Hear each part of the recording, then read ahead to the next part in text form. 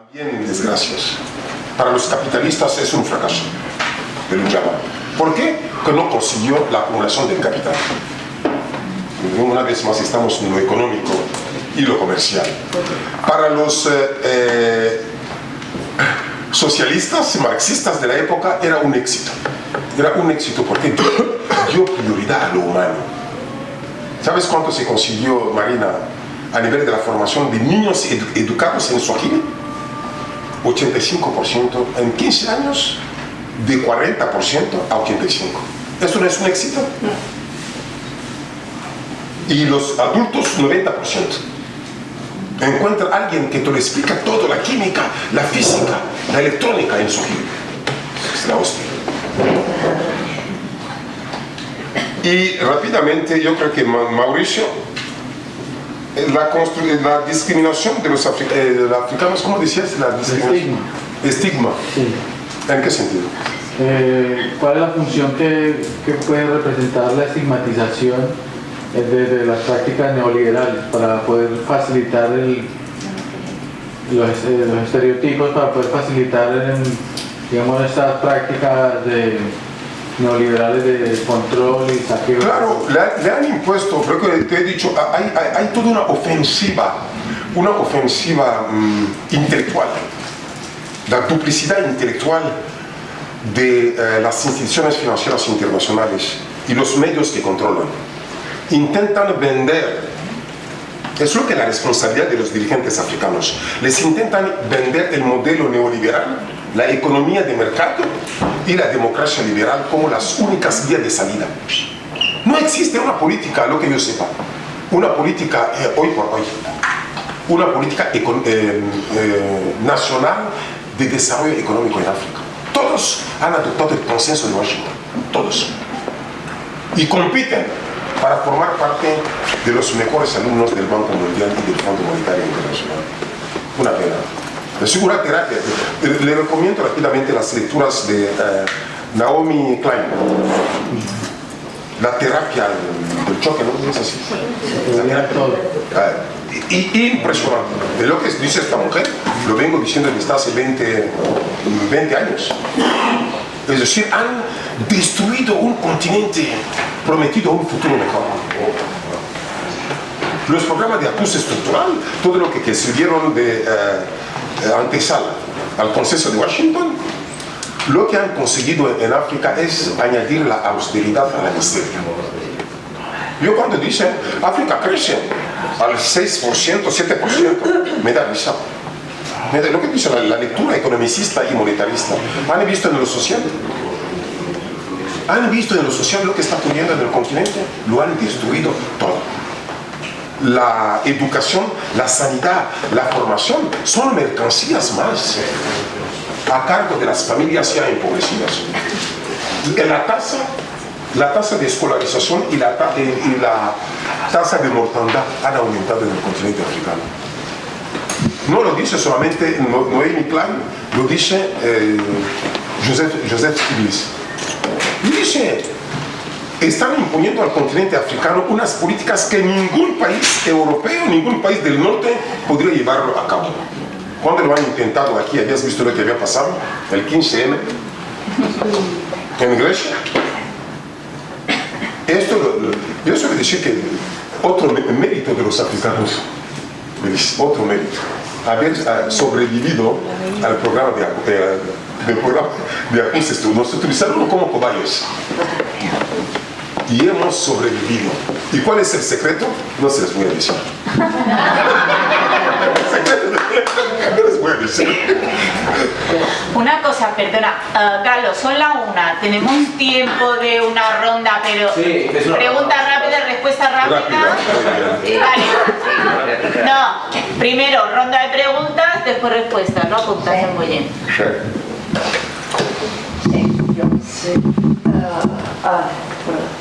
Bueno, ahí por aquí. Venga, vamos a seguir el orden. Bueno, pues por aquí. Muy al hilo de lo que acabas de decir. Yo creo que estamos todos ahí también, porque esto que estás hablando, si no pones el nombre de África, nos representa, porque yo creo que hoy en día, así como el neoliberalismo, los capitales, las finanzas, no conocen fronteras, ni país, ni continentes ya. Su sistema también está afectando en esta parte europea, ¿no? O sea que podríamos estar... Entonces yo pienso una cosa, como que creo que vamos a tener problemas comunes, con sus diferencias si tú quieres, pero el pensar global que es una frase ya muy dicha, actuar local después, pero así como estos lobbies que han crecido a base de saltarse fronteras, ¿qué piensas tú de lobbies sociales con problemas comunes que yo creo que tenemos la mayoría de las personas de base, ¿no? Para vivir de otra manera, que tenemos otra manera de pensar, otros sistemas que son posibles seguro? Sí, ¿cómo lo ves tú eso? ¿O hay que seguir luchando desde África, desde China, por ser competitivos, por ocupar espacios? ¿Cómo se llama? Karma. Carmen. En castellano, Carmen. Carmen. No es un karma... El martillo neoyorquí. Es en catalán. En catalán. Se escribe Carmen con E. Carmen, sí, Carmen. Mira, Carmen, empezando rápidamente en contexto para... Así voy a ser breve, siguiendo la recomendación de Ana, ¿no? Efectivamente, pensar global y actuar en lo local. Porque el propio sistema ha creado su propia tumba. Como decía ayer, un sistema que crea tanta pobreza tiene futuro. No, porque crea pobreza y cínicamente responsabiliza a los pobres. Es por su culpa. No han hecho lo suficiente. Tienen limitaciones psicológicas y biológicas. Sí, y lo escriben, que les impide desarrollarse. Un sistema así yo creo que tiene los días contados. Pero no hay que engañarse. Tiene una capacidad de renovación, una capacidad de rehacerse increíble. Pero hay que ayudarle a desaparecer. Hay que ayudar, no va a desaparecer por sí mismo. Y la única manera, yo creo que volver a lo local, lo que llaman, James Rosno le llama el glocalismo. ¿Cómo? Localismo. Glocalidad. Más globalización se produce, más se afirman lo local. ¿Cómo reacción? Se afirma. Porque no pueden crear trabajo en el barrio, porque lo prefieren crear a nivel nacional, a nivel europeo. ¿Y qué pasa con los niños de nuestros barrios, nuestros niños? ¿Qué pasa con ellos? Por tanto, han fortalecido lo local, de ahí el auge de los independentismos, porque quieren defender. Ante la amenaza de la globalización, quieren defender lo suyo. Brexit, en parte también, va en el mismo sentido. Sin olvidar la incorporación de la mujer, porque es algo que no está sabiendo lo suficientemente y sin embargo somos la mitad más uno. 52% de la población. La mitad más dos. Entonces no se incorpora lo suficiente. El valor intrínseco creo que corresponde a que esto suceda, ¿no? Como dicen los altermundistas, otro mundo es posible. Sí, pues seguro. Yo no les suelo llamar, no es neutro, les llaman los anti-sistema. Los medios anti-globalización. No se oponen a la globalización, proponen otro modelo de globalización más civilizada, más humana. Yo les suelo llamar los altermundistas, otro mundo posible. Las personas en el centro, no la economía. Un mundo más humano, un mundo que debe dar prioridad a lo social. ¿Vale? Yo creo que es esto, Carmen, que puedo decir, Por ahí vinculando con la amiga. Sí, porque si no... Vinculado con la amiga, las mujeres deben ser fundamental, que 52% de la población del mundo no puede ser excluida. Sí, bueno, yo tenía una pregunta. Bueno, en primer lugar, buen día y muchísimas gracias por compartir tu mirada, ¿no?, sobre África y sobre las problemáticas y también la parte, digamos, de... Es Rosario. Sí, eso es, claro. Mi pregunta es, ¿cuáles son los movimientos sociales de base de jóvenes, mujeres y hombres más significativos, más allá de la primavera árabe de algunos de los países, que consideras, según tu percepción, deberíamos realmente de prestar especialmente atención y que ahora mismo, a pesar de las nuevas tecnologías y demás, pues tienes, ¿no?, que buscar demasiado para encontrarlos, ¿no?, y que quizás no le estamos prestando demasiada atención. Sí, Rosario, yo creo que se ha cometido un error, porque me han preguntado más de una vez qué influencia está teniendo la primavera árabe para los países subsaharianos. Yo digo, no, yo tuvimos nuestra primavera en 1989-90. ¿Sabes lo que pasó rápidamente? Occidente impidió este movimiento llegar al norte de África, el proceso de democratización. Muchos países africanos, muchos dictadores cayeron con la caída del telón de acero, ¿no?, la desaparición del muro de Berlín. En África el movimiento llegó, lo que llamaban el viento del este, llegó al África subsahariana. Muchos dictadores cayeron, entre ellos Sani Abacha, Mobutu Sese Seko, Daniel Arap Moi, y todos cayeron. Y Occidente evitó el efecto dominó, prefiriendo controlar los países del norte de África, donde no querían la llegada del fundamentalismo islámico por las urnas. Porque dijeron Hitler también, el Führer, ¿no? Y el Führer llegó al poder por las urnas. Para impedir esto, incluso era un peligro, era un movimiento teocrático, un peligro. Apoyaron a las dictaduras militares de, ¿cómo se llamaba el presidente egipcio? Hosni Mubarak.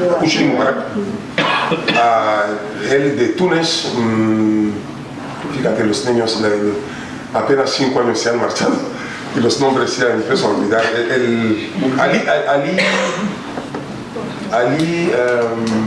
Bueno, poco importa. Muammar Gaddafi, que ha sido un caso un poco especial porque lo que pasó en Libia es otra vergüenza, ¿entiendes?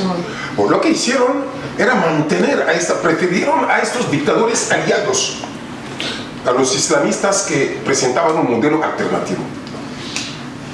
Por lo tanto, yo creo que hoy por hoy el movimiento empezó en África, bueno, a nivel del este, llegó a África subsahariana y terminó con las primaveras árabes, que han el balance de un fracaso. Un fracaso. Porque todo lo que han hecho, bueno, quizá con otras personas, los antiguos partidos han recuperado el poder, las instituciones establecidas. Por lo tanto, en África subsahariana, ya con lo que sucedió en Senegal, con lo que sucedió en Burkina Faso, se habla de movimientos sociales como Yanamar, que es decir, basta ya. En Senegal, que echó a Abdoulaye Wade del poder, que echó a Blaise Compaoré en Burkina Faso, y Filimbi, que significa en Swahili silbato para decir tarjeta roja a Kabila. Kabila quiere mantenerse tarjeta roja, Filimbi, para echarle. Esos movimientos sociales integrados por los jóvenes son muy importantes como movimientos sociales para el cambio, para llegar al fondo. Yo creo que si llegáramos al cambio, por lo que se ha producido en el Congo, me indigna. En el Congo había un fraude organizado. Incluso el movimiento se ha producido al mismo tiempo que en Venezuela. ¿Ha interesado lo de Venezuela? No ha interesado lo del Congo. No ha interesado lo del Congo, porque en el Congo, en Venezuela, hubo elecciones que ellos tienen su lectura, que yo no comparto. En el Congo, un fraude organizado se ha mantenido el poder. Este hombre regresa dentro de 5 años y ha puesto un gobierno PLD. Y como es nuestro campo, ambos son nuestros hombres, aquí no ha pasado nada. Esto no me conviene, ¿vale? Rápidamente. Sí, bon dia. Bon dia. Una altra vegada. Vale, Carlos, bueno. Vale. i una altra vegada per escoltar-te. El meu nom és Ariadna i... Ana. Ariana. O Ara. Ariana, sí. Ara. Ariana. Y una pregunta desde la ignorancia total que va muy en relación con la de la compañera. Si hay un movimiento de la mujer campesina de empoderación decolonial y si existe ese movimiento que no lo sé, si hay referentes que calen en la población, ¿no? En los diferentes pueblos como discursos de transformación. Hombre, difícilmente, como lo estuvimos discutiendo, la África está conociendo una importante transformación, emancipación de la mujer. Contrariamente a otras partes del mundo, no se produjo la transición demográfica, en parte por la exclusión de la mujer durante mucho tiempo. Hoy por hoy se está produciendo todo lo contrario.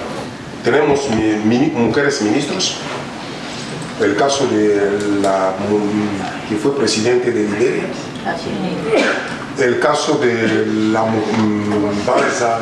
Banza Panza en Centroáfrica, la señora de Malawi, y primer ministra ministras como en Mozambique o en Senegal, etc. Existe este cambio y muchas mujeres, muchas constituciones reconocen la participación de la mujer, el empoderamiento de la mujer. En Ruanda, por ejemplo, el país donde se produjo el genocidio, la constitución dice claro, en los hechos, 52% de parlamentarios, altos cargos de gobierno y del sector privado son mujeres. Son mujeres. Y en el propio gobierno, yo creo que en el propio gobierno de Ruanda hay 8 mujeres. En un gobierno de 18, 20, 8 mujeres. Por lo tanto hay este fenómeno, pero yo suelo decir, para ir en el sentido de tu pregunta, ¿no?, que el problema debe consistir fundamentalmente, como he dicho, que las mujeres son productoras. Reconocer su capacidad, sus actividades de producción y reproducción. Por lo tanto, la reforma agraria con el derecho a la tierra de las mujeres. Cosa que no ha sucedido, bueno, se suele dar en muchos países africanos y sigue la propiedad de la tierra a los hombres en lugar de las mujeres. Yo creo que la liberación de la mujer, como lo habíamos visto también en clase, lo había dicho y vuelvo a reiterar, consiste en dar a las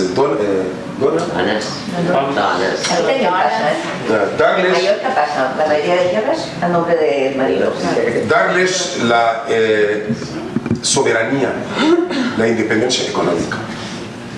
Cambiará mucho, se ha dicho más de la mitad y son mucho más. Yo suelo decir que durante el ajuste estructural ha tenido su aspecto positivo porque ha liberado a la mujer. Los hombres, los que iban a trabajar, médicos, profesores, enfermeros, eran ellos. Porque el ajuste, uno de los principios era el achicamiento del Estado, del sector público, el despido de funcionarios. Se encuentran de la noche a la calle, de la noche a la mañana a la calle. ¿Sabes lo que ha pasado? Son las mujeres las que salieron, que ocuparon el espacio. Y los hombres se mostraron frustrados, solidarios en el alcohol.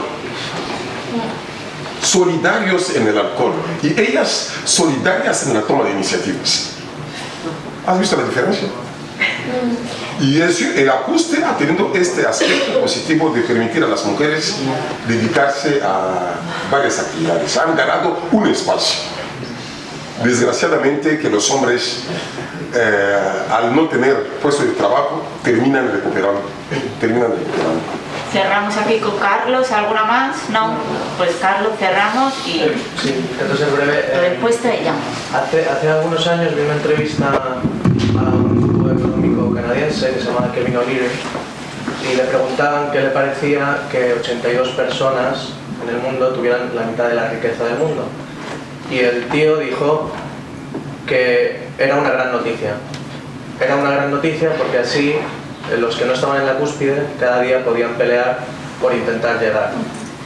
Y entonces la entrevistadora decía, pero tú le puedes decir eso a una persona que ha nacido en un país africano, que ha nacido pobre y que no tiene la posibilidad material de llevar a cabo lo que tú estás diciendo. Y él decía, sí, porque va a luchar cada día. Entonces, el discurso de la meritocracia funciona en la ideología capitalista aquí en Occidente y está muy implantado. Y a mí me gustaría saber cómo la meritocracia funciona. Sé que la variedad en los países africanos es muy grande, pero ¿cómo funciona allí? He dicho, han adoptado, mira, en primer lugar esta afirmación me parece cínico. Me parece cínico, de ahí, según mi modo de ver, debería intervenir un cierto voluntarismo del Estado para reducir las desigualdades, una intervención del Estado para permitir también a los más pobres tener al menos las necesidades básicas. ¿Por qué decir que no? Ese es el planteamiento, se inspiran en las teorías de David Ricardo, ¿cómo se llama? Smith, Adam Smith. Que la competitividad no es mala, es la competitividad la que permite mejorar. La cooperación también. La desigualdad está muy bien porque permite a esta minoría servir de motor para el desarrollo de toda la sociedad, perdiendo de vista que por naturaleza el ser humano es egoísta. Es egoísta. Más le dejas el espacio, más acapara para él solo. Y este planteamiento, es la lógica que se ha impuesto. Cuando he dicho, se me había tratado, por ejemplo, los principios en los que se fundamenta el nuevo orden. La ética individual al trabajo. Los pobres, si están en esta situación, es por su culpa. No han hecho lo suficiente. O se considera la pobreza no como un problema social, se considera la pobreza como un problema individual. Es por su culpa. Eso para mí me parece, como he dicho, cínico, ¿no? Y los países africanos es el sistema que han adoptado. No han tenido, yo he dicho, la crisis en África, antes que económica, antes que social, es la crisis ideológica. No hay alternativa. Como decía Reagan, como decía la dama de hierro, ¿no? No hay alternativa. Yo digo miles de alternativas.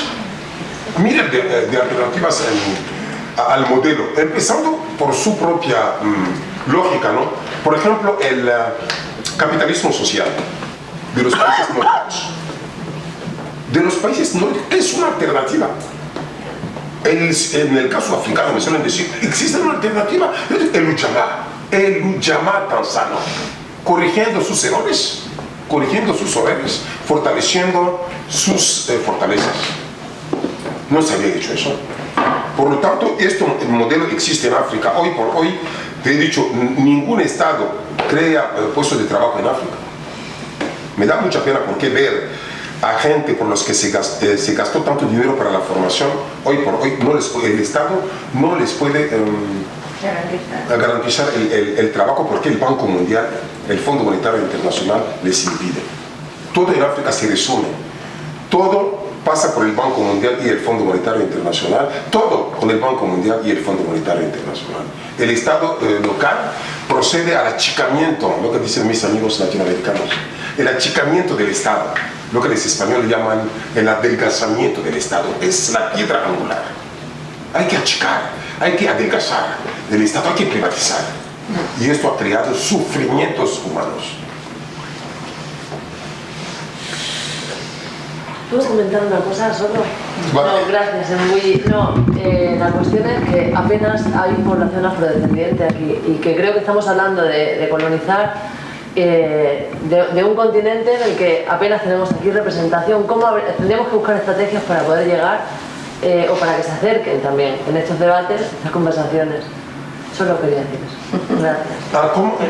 Que no hay población afrodescendiente aquí, dos personas y que apenas estamos en un barrio donde hay mucha población de origen nigeriano y no encontramos en estos espacios a nadie. Es triste. Yo esto lo recrimino a Ana, ¿no? Está todo.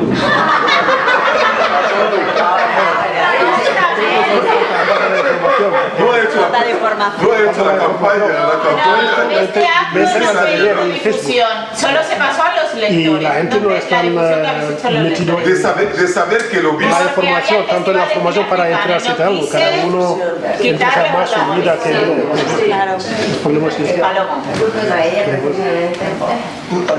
Paloma, de saber que el obispo muy cabrón hubiera pasado, hubieran venido todos a hablar conmigo. Sí, teníamos que haber puesto obispo. No habían tenido esta información, por una parte. Y por otra, mira, yo lo entiendo, y tienen problemas en un mundo que les excluye, en un mundo que les plantea serios problemas de supervivencia diaria.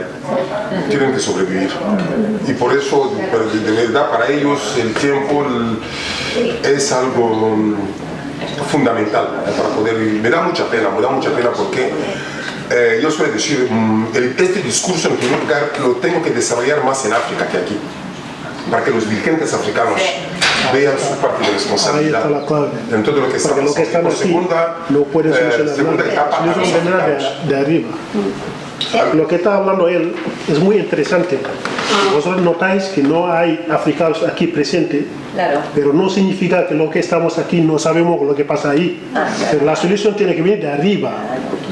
Y yo me pregunto a él, por ejemplo, ¿cómo puede relacionar lo que dice el hijo de Ibrahim, como dice Sham, por ejemplo, la maldición de cómo lo puede relacionar con la vida de África ahora? Te doy un ejemplo de Franco Serra, la manera de que se tesoro francés. Sí, yo he dicho y vuelvo a repetir que el desarrollo es ante todo ruptura con las prácticas, ruptura con las teorías que se han llevado a cabo hasta ahora. Y a los dirigentes africanos les preocupa, tienen mucho miedo a la ruptura. Por una parte, por el propio tipo de educación que habían recibido, y por otra parte, por una excusa. Porque a pesar de todo el imperialismo en Latinoamérica lo han hecho, han dicho no. Muchos han perdido, después lo gestionaron mal, han perdido los gobiernos, caso de Brasil, caso de Ecuador, caso de Argentina. Se ha visto que los poderes que estaban ahí, que habían dicho no al sistema, no al Banco Mundial, no al Fondo Monetario Internacional. En África se ha aplicado todo lo que les han dictado. Por lo tanto, creo yo que la estrategia que los dirigentes africanos deberían adoptar es, en primer lugar, ponerse a la escuela de sus pueblos. Son colonos internos, que la descolonización queda por hacer en África, mirando hacia nosotros, de puerta hacia adentro. Queda imprescindible otra forma de descolonización, porque la primera era ficticia. La primera consistía en cambiar los colonos blancos por los colonos negros. Como decía Frantz Fanon en su Piel Negra, Máscaras Blancas. Piel Negra, Máscaras Blancas, decía que han instaurado una forma de colonialismo interno, feroz y cruel. Como hay pocos recursos, tienen que robar deprisa. El colonizador tenía tiempo, ellos no hay que hacer deprisa y llevarse todo a casa. Por lo tanto, yo creo que la pregunta era la relación de la maldición del hijo de Sham que pasa ahora en África. Mira, el Franco Cefa, yo suelo decir claramente, en primer lugar, dos cosas. A raíz de todo lo que está diciendo, suele decir a mis alumnos claramente que el Banco Mundial, el Fondo Monetario Internacional y la Organización Mundial del Comercio son organizaciones anti-desarrollo. No tengo tiempo de desarrollarlo por cada caso. El caso de la OMC, que me parece un poco más presentable.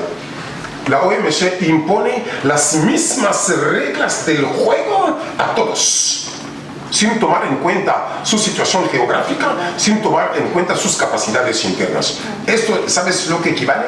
A organizar una carrera entre coches y peatones. Coches europeos, peatones africanos. Y por otra parte, el franco CFA es otra moneda antidesarrollo. Mira, tenemos la memoria histórica. Durante la colonización, Franco, FC, lo hubiera escrito para verlo mejor. FCFA. Franco, durante la colonización era Franco de las colonias, manteniendo las mismas siglas. Para el África Occidental es la Franco de la Comunidad Financiera Africana. Es la misma sigla. Para el África Central, Franco de la Comisión Financiera Africana. Mira, querido amigo, 60 años después de la independencia, sabiendas que la moneda es un signo de soberanía y de desarrollo, ¿somos incapaces de tener nuestra propia moneda? Que una moneda que depende del tesoro francés. Y esta moneda no permite a los porque lo tienen desde hace 60 años. Tú me puedes decir que hay una diferencia entre Ghana, que tiene su propia moneda, o Nigeria, que tiene la naira. El desarrollo es entre Senegal, Costa de Marfil, Nigeria y Ghana. ¿Son diferentes los niveles de desarrollo? No. Incluso Nigeria y Ghana están por encima. ¿Por qué el franco CFA es una moneda antidesarrollo? Por tres razones que pongo sobre la mesa. La primera razón es una moneda que permite la fuga de capitales. ¿Por qué permite la fuga de capitales? Porque es la única divisa que todo el mundo quiere tener. Como hay devaluación constante de las demás monedas nacionales, todo el mundo quiere tener el franco CFA. Y por lo tanto, una moneda puede llegar hoy al aeropuerto de Baleares, lo cambio directamente. O en Adolfo Suárez, Barajas, lo cambio directamente. Por lo tanto, fuga de capitales. Primer problema. Y segundo problema, el franco CFA favorece el consumo. Porque puedo por internet comprar directamente un coche, puedo comprar un frigorífico, cualquier producto a nivel internacional que me interesa. Y el franco CFA permite la extroversión intelectual de las élites. Piensan no con los esquemas locales, piensan con los esquemas de París externos. Por esto, para mí, una moneda que se debe destruir lo más pronto posible, mejor. Lo intentó Gaddafi. Cuando empezó a decir hay que destruir, tenemos que crear el Fondo Monetario Africano, el Banco Mundial Africano. ¿Habías visto lo que llegó lo que pasó a Muammar Gaddafi? Y en Costa de Marfil, Laurent Gbagbo empezó a decir, caramba, ¿por qué Francia tiene tanto monopolio de agua, monopolio de electricidad en Costa de Marfil? ¿Y por qué el franco CFA sigue así? Montó una comisión para estudiar y presentarle alternativas. La conclusión era salir. Y cuando llegó a esta conclusión, ¿sabes lo que le pasó a Laurent Gbagbo? Porque, señoras y señores, termino eso. La única excusa para África es que el imperialismo ha sido más agresivo en el continente africano, más agresivo. Lo que pasó con Lula, lo que pasó con los Kirchner, lo que pasó con Hugo Chávez en África significa al día siguiente golpe de Estado. Y los dirigentes africanos han aprendido la elección. ¿A qué sirve? Mira, Patrice Lumumba, ¿le conocéis?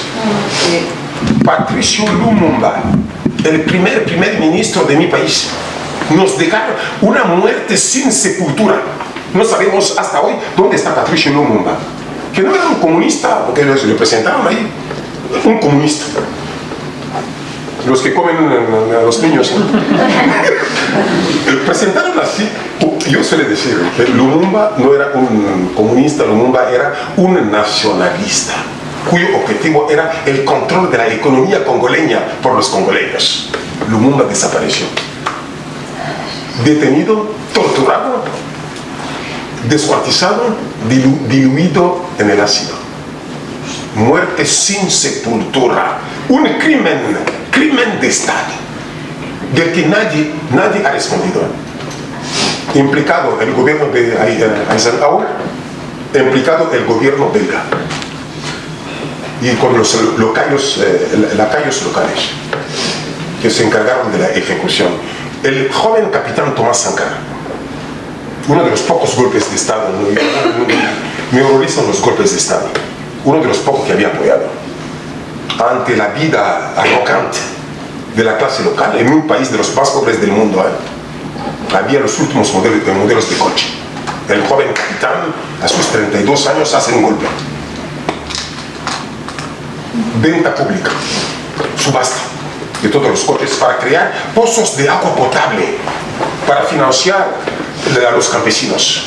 El capitán, yendo a un consejo de ministros donde pensaba radicalizar, anunciar nuevas medidas, asesinado como un perro, 200 balas. Los demás han llegado a la conclusión: ¿por qué voy a hacer un discurso revolucionario? ¿Por qué voy a intentar cambiar si siguiendo el discurso, el credo neoliberal, me quedaré en el poder todo el tiempo que necesito? Y muchos y se han quedado Mobutu 40 años, Nyaksin Eyadema, Omar Mbongo, Houphouët-Boigny, todos 40 años en el poder, que han ido de la mano con el imperialismo. Y todos los que han dicho no,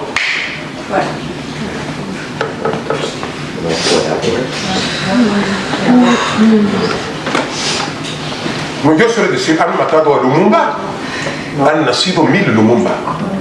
Han matado al capitán Tomás Sankara, han nacido 1000 Tomás Sankara. Porque Occidente debe comprender que esto no debe seguir así. Está creado, mira, yo suelo decir Susan George, la trampa de la deuda, el estrangulamiento de la deuda. Esta señora que es altermundista escribió un libro, dice la deuda africana está jugando incluso contra nuestros propios intereses occidentales. Cuando África era estable y rica, podremos ir la cooperación al desarrollo. Yo mismo soy producto de profesores franceses y belgas que venían jóvenes, que me formaron, que venían a trabajar en África. Cuando África económicamente era bueno, a nivel internacional se había mejorado muchos aspectos.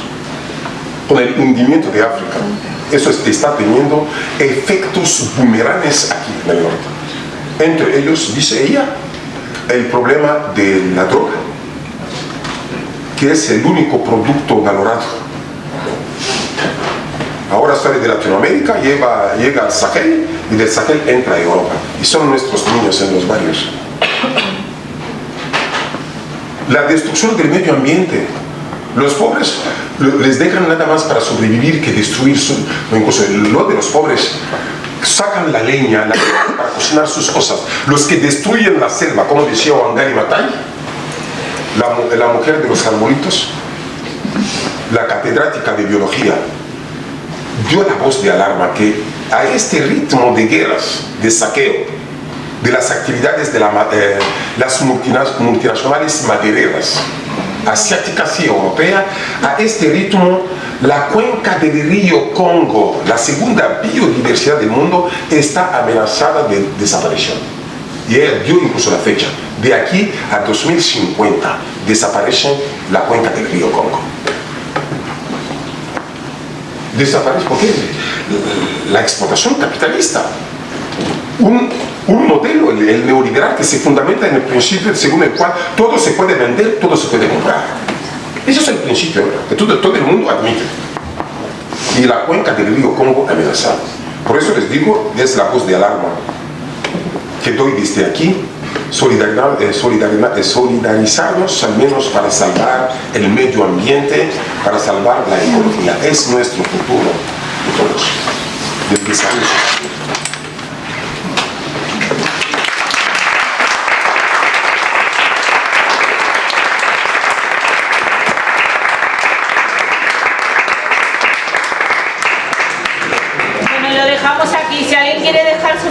Open Project. Para más información, 34-643-553-850. Inicio, 8 a.m. hasta 11 p.m. 27 de abril 2019. Lugar, calle Candomenge número 1, Palma de Mallorca, código postal 07003, España. Los eventos se transmitirán en vivo en YouTube, Facebook, Clevnard Online Radio, Powerful God Online Radio y Islamices Online Radio. Ven preparado para ser entretenido. Powered por Clevnard Global International Limited, Nigeria.